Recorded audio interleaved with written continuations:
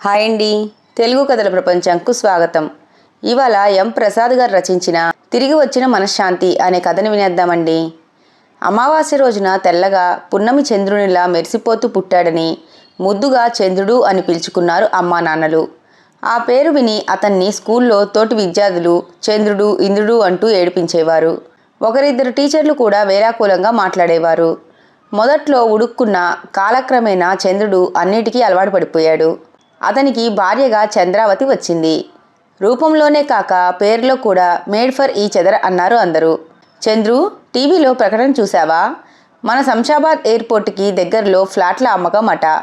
మొత్తం కట్టేసి ఇస్తారట. ఫర్నిచర్తో సహా కేవలం 2 కోట్లేనట. Gym, health club, hospital, swimming pool, marriage hall, CBSE సిలబస్తో 12వ క్లాస్ వరకు ఉన్న స్కూల్ అన్నీ ఉన్నాయట. ఆ స్కూల్ ప్రత్యేకత ఏమిటంటే ఎల్కేజీ నుండి swimming, horse riding, bungee jumping, skating నేర్పిస్తారట.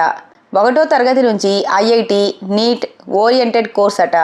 ఇంకో విశేషం ఏమిటంటే అక్కడ అడ్మిషన్కు ముందే విద్యార్థికి పాస్పోర్ట్ కంపల్సరీ అట.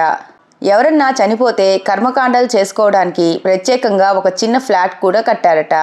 అది కూడా ఫ్రీయేనట. మనం ఎలాగూ ఊళ్ళో ఉన్న పొలాలు అమ్మేద్దాం అనుకుంటున్నాం కదా, ఇంచుమించు 4 కోట్ల వరకు వస్తుంది. 2 కోట్లు రిజిస్ట్రేషన్ అన్నీ పోగా 1.5 కోట్ల దాకా మన దగ్గర క్యాష్ మిగులుతుంది. ఆ డబ్బు బ్యాంకులో వేసుకున్న నెల తిరిగేసరికి 80-90 వేలు వడ్డీ వస్తుంది. అయినా ఆ వడ్డీని తాకాల్సిన పని ఉండదులే. అద్దె భారం ఉండదు కనుక ఇంటి ఖర్చులకు నా జీతమే ఎక్కువ.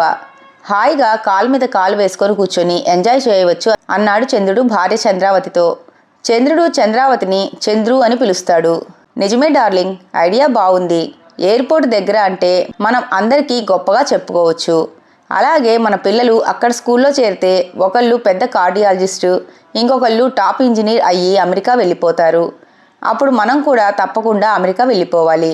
ప్రస్తుతానికి వచ్చిపోయే విమానాల్ని టాప్ ఫ్లోర్ టెర్రాస్ పై నుంచి చూసి మన పిల్లలు సంబరపడతారు అంది చంద్రావతి. తాను భర్తని ఎలా పిలవాలన్నా కన్ఫ్యూజన్ లేకుండా డార్లింగ్ అని పిలుస్తోంది. ఆ రాత్రి చంద్రుడు బ్లాక్ అండ్ వైట్ కలల కంటే చంద్రావతి ఈస్ట్మెన్ ఊహలలో మునిగిపోయింది. చంద్రుడు చంద్రావతిల గృహప్రవేశం అంగరంగ వైభవంగా జరిగింది. ఇద్దరి తరపున పిలిచిన బంధువులు స్నేహితులు అందరూ వచ్చారు. ఫ్లాట్ పరిసరాలను చూసి అబ్బురపడ్డారు. మా ఫ్లాట్ దాటగానే ఎయిర్పోర్ట్ రన్వే మొదలవుతుంది అని చంద్రుడు చెబితే, మా టెర్రాస్ మీద నుంచి చూస్తే విమానమే కాక అందులో ప్రయాణికులు కూడా కనిపిస్తారు. అంతెందుకు, మేం ఫ్లాట్ చూడటానికి వచ్చినప్పుడు టాప్ ఫ్లోర్లో బాల్కనీలో నిలబడితే మా వేలు విడిచిన మామయ్య కూతురు విమానంలోంచి చెయ్యి ఊపింది. అది మాకు స్పష్టంగా కనిపించిందంటే నమ్మండి అని చంద్రావతి గొప్పలు పోయింది. నూతన గృహప్రవేశ దంపతుల్ని కొందరు నిండు మనసుతో అభినందిస్తే ఇంకొందరు అసూయతో ముక్తసరిగా శుభాకాంక్షలు తెలిపారు. మొత్తానికి అనుకున్నట్టే అన్ని ఆధునిక హంగులు ఉండి ఎయిర్పోర్ట్ దగ్గరగా ఉన్న ఫ్లాట్లో ప్రవేశించారు చంద్రావతి చంద్రుడు. ఆ రాత్రి బెడ్రూమ్లో ప్రవేశించగానే మొత్తానికి ఇంద్రభవనం లాంటి ఫ్లాట్లోకి వచ్చిపడ్డాం చంద్రు అన్నాడు చంద్రుడు. సంతోషంతో తబ్బిబ్బైపోయారు ఆ దంపతులు.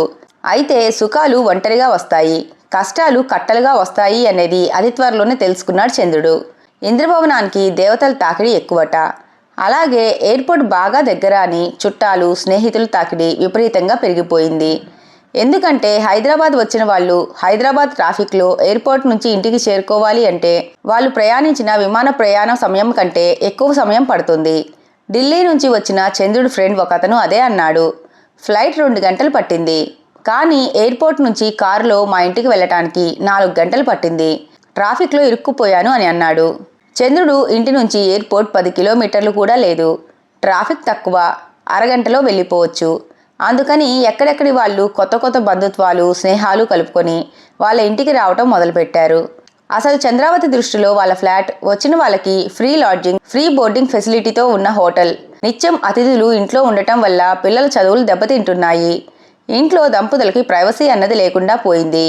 వచ్చిన వాళ్ళకి టిఫిన్లు భోజనాలు వండి పెట్టేసరికి చంద్రావతికి నీరసం వచ్చేస్తోంది. ఇంటి ఖర్చులు విపరీతంగా పెరిగిపోయాయి. కాలు మీద కాలు వేసుకొని కూర్చోవచ్చని ఊహించుకున్న చంద్రుడికి కాలు మీద నుంచి కాలు తీసివేయడమే కాకుండా ఇంట్లోకి సామాన్లు కూరగాయలు తేవటానికి రెగ్యులర్గా పరిగెత్తాల్సి వచ్చింది. తనకు వచ్చే జీతం కాక బ్యాంకు వడ్డీలు కూడా ఏ మూలకి సరిపోవటం లేదు. ఎప్పుడూ మిగులు బడ్జెట్తో ఉండే తన ఆర్థిక వ్యవస్థ లోటు బడ్జెట్లోకి వెళ్ళిపోయింది. అత్యవసరం వస్తే తప్ప ముట్టుకోకూడదు అని చంద్రుడు చంద్రావతి వేసుకున్న ఒట్టు పక్కకు పెట్టి మొదటిసారిగా డిపాజిట్లో కొంత మొత్తం తీయాల్సి వచ్చింది.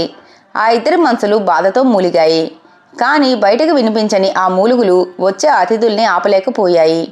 వారి సంఖ్యని తగ్గించలేకపోయాయి. ఏదైనా విమానం ఎయిర్పోర్ట్లో దిగుతుంది అంటే ఇంటికి అతిథులు ఎవరన్నా వస్తున్నారేమోనన్న భయం పట్టుకుంది ఆ ఇద్దరికి. ఎప్పుడన్నా ఎవరూ ఇంట్లో లేనప్పుడు ప్రశాంతంగా పడుకుందామన్నా లేక ఏ టీవీయో చూద్దామనుకున్నా కుదరటం లేదు.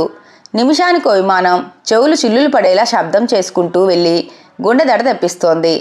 అలాగే రాత్రిళ్ళు బీపీ పెంచే శబ్దంతో పాటు కొన్ని విమానాల లైట్లు ల్యాండింగ్ టైంలోనూ టేకాఫ్ టైంలోనూ ఇల్లంతా ఎంత దళసరి కట్టెన్లు వేసుకున్నా వాటి గుండా లోపలికి వచ్చి ఇబ్బంది పెడుతున్నాయి. రాను రాను బంధువుల స్నేహితుల రాక ఒకవైపు బాధ పెడుతూ ఉంటే విమానాల వద్ద ఒకవైపు చంద్రుడిని చంద్రావతిని హోరెత్తిచ్చేస్తున్నాయి. వాళ్ళకి ఏం చేయాలో దిక్కుతోచక పిచ్చెక్కిపోతోంది. మొదటిసారిగా ఆ ఫ్లాట్ తీసుకున్నందుకు బాధపడసాగారు.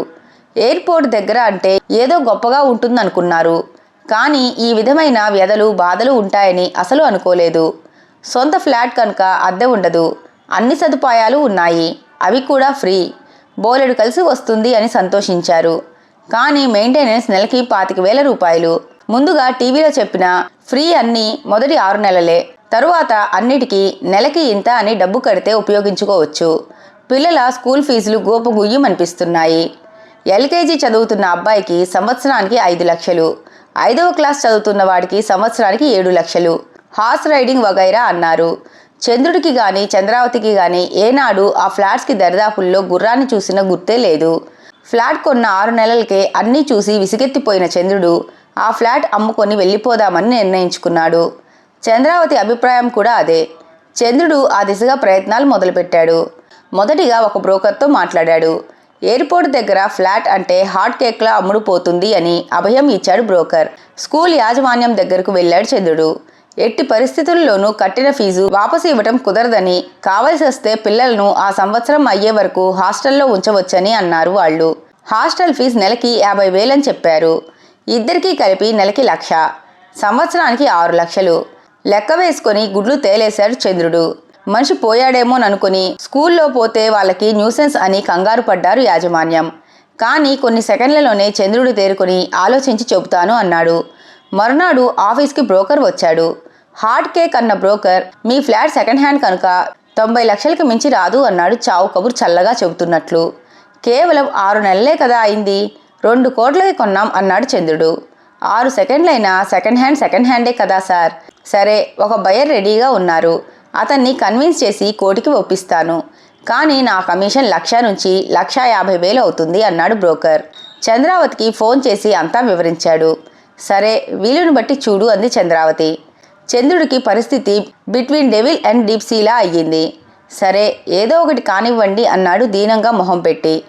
ఇలాంటి ఇంద్రభవనంలో ఇంద్రుడు ఉండాలి, కానీ మనలాంటి సామాన్యులు కాదు.